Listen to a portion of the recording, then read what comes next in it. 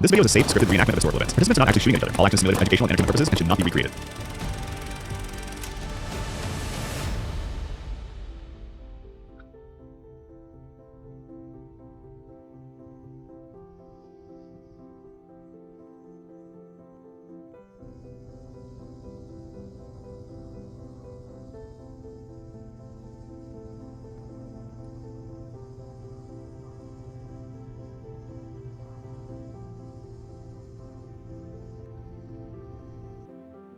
Okay.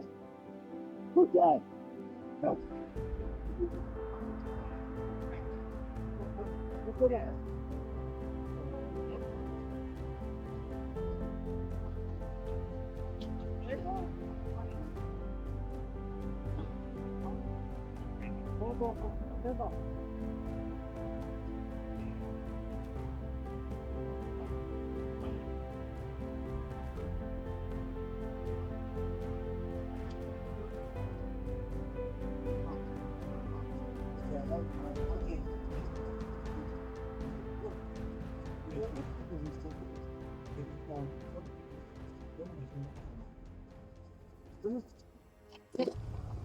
Aus los!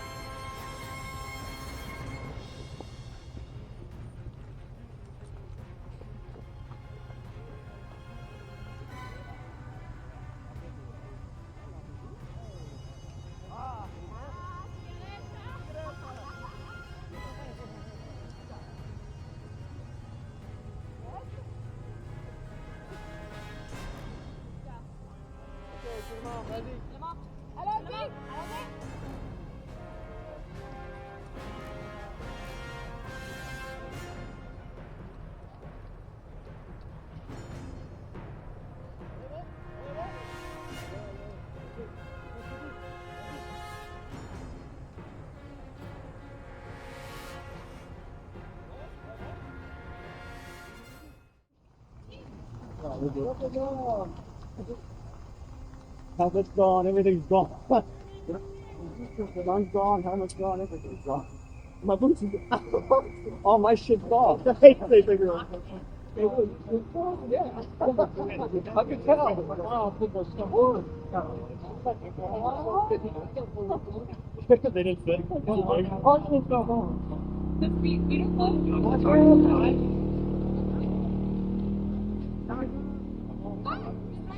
Alright, no problem.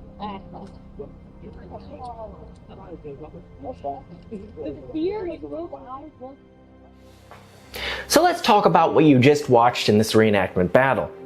This was a risky ambush, and there's really no good way around that. And more than that, it was psychological warfare. Now, on the surface, this kind of tactic wouldn't always be characteristic of the Maquis. But when you start looking at who they were and who they were operating with, and when this was taking place, it starts to make a lot more sense. Before tying it all together though, let's build a picture of what was going on and a little bit of the backstory. First off, I want to say clearly, the people who designed the scenario and wrote it out didn't just throw it together randomly. There was a lot of research behind it, and the layout of this ambush wasn't accidental. Now, here are a few of my thoughts. Historically, the Maquis preferred ambushes that reduced risk whenever possible. That usually meant things like staging down vehicles, exploiting parachute drops, or pulling German forces into pre-selected kill zones where the resistance could disengage quickly and disappear. What we see here is a little different though. This ambush is more in your face. It forces the Germans to act, and that's where the intelligence factor comes in. If a German soldier was captured or even just wounded and then left behind, there were powerful incentives for a patrol to respond and try to recover them. Even setting aside the standard "we don't leave our comrade behind" mentality, there's a more practical concern here, and that is intelligence. German soldiers carried what's often casually called the paybook, though that title is a little bit of a misnomer, especially by late 1944. At that point, it recorded very little actual pay information. More than anything, it was actually more of a German soldier's authorization to exist within the German military system. These documents recorded unit affiliation, service history, and movement records, information that allowed a soldier to move and draw rations and interact with different units. This little booklet was considered so important by the Germans that rule number 2 printed inside the flap of this paybook stated that it must be carried in a tunic pocket at all times. If someone was examining the replacement unit entries or the signature of the commanding officers, the resistance and allies could often determine whether they would be facing frontline combat units or lower quality security or real line troops. For the resistance and the allies, that paperwork was incredibly valuable. It helped identify units in the area, estimating the strengths and anticipating what equipment they might face, and understanding what kind of response might follow whatever actions they might take.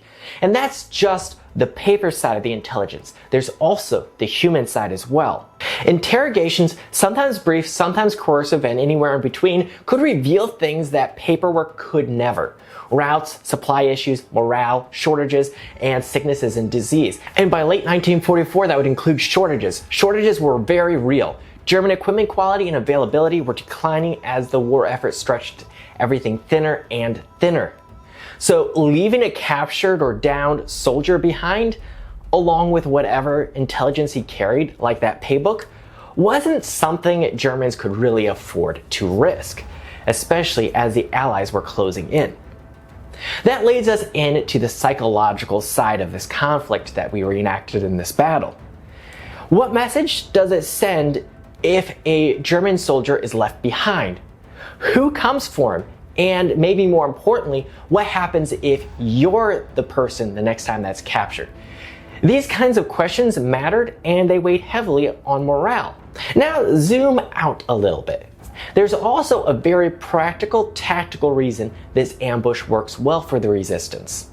Using bait like this concentrates the field of fire. It pulls a patrol into a specific exposed area. That matters when you're dealing with uneven training, limited ammunition, and whatever weapons you could collect, which were often second-grade, lower-grade weapons, and you were facing a well-equipped German army. It allows less experienced fighters to engage a more capable fighting force on their own terms. In this case, the Germans are drawn into a central space, flanked by a wooded area off to the one side and a French farmhouse with surrounding walls on the other. Historically, many of these French farm structures were built out of stone or packed earthen materials, sometimes thick enough to offer ballistic protection, and in these cases, they could function as small improvised fortifications. So what do we have now? The Germans have moved into the open. They're pinned down between the wooded area and the farm structures that act as an improvised fortification. That's a bad place for them to be, but that's just what the resistance wants and gives them the advantage. But there's one more piece that really ties this all together and explains why they took this risky step. If you look closely, you will spot an SAS soldier operating alongside the Maquis in this battle. This matters a lot. The 4th SAS approached warfare differently than their OSS Jedburgh counterparts.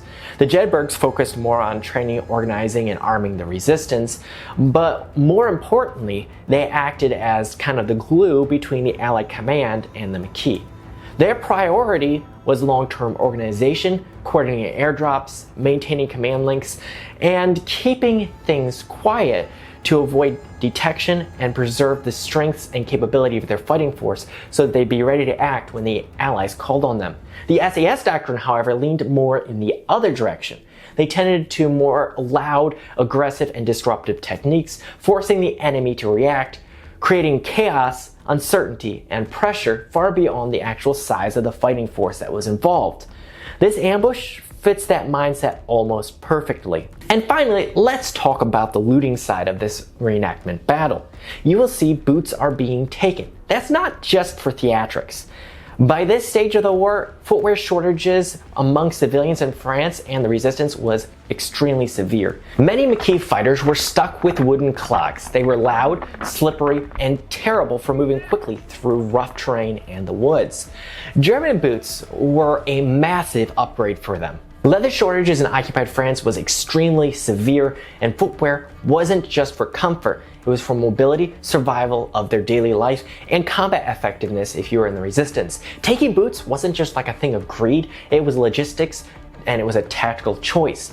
All of this context matters a lot when taking into consideration what happened in this battle. When you put it all together, the intelligence value, the psychological pressure, the terrain, and the influence of the SAS tactics and the material shortages, this kind of ambush stops looking randomly reckless and starts looking logical, even if it was still dangerous. Was this a risky move, or was it exactly the kind of calculated risk the Maquis had to sometimes take? Do you know of documented cases where they would capture a German soldier and use them as bait for an ambush? Let me know in the comments. I would love to read those accounts. And if you're a reenactor, take a close look at these kits in this video, especially if you're new to the French resistance impression. A lot of thought went into these kits, and many of them tie directly back into the personal backstories. They are portraying something for a specific reason, for a specific person generally. I tend to portray a general laborer or tradesman in the Maquis, but there are a lot of valid interpretations out there for a French resistance kit. And if you enjoyed this video, like it and consider subscribing. And if you're on a mobile device, hit the hype button. It helps the channel a lot more than you might think. This is Brave Builds, where history, kit, and reenacting come together to help us build a better understanding of their bravery, because their stories deserve to be remembered.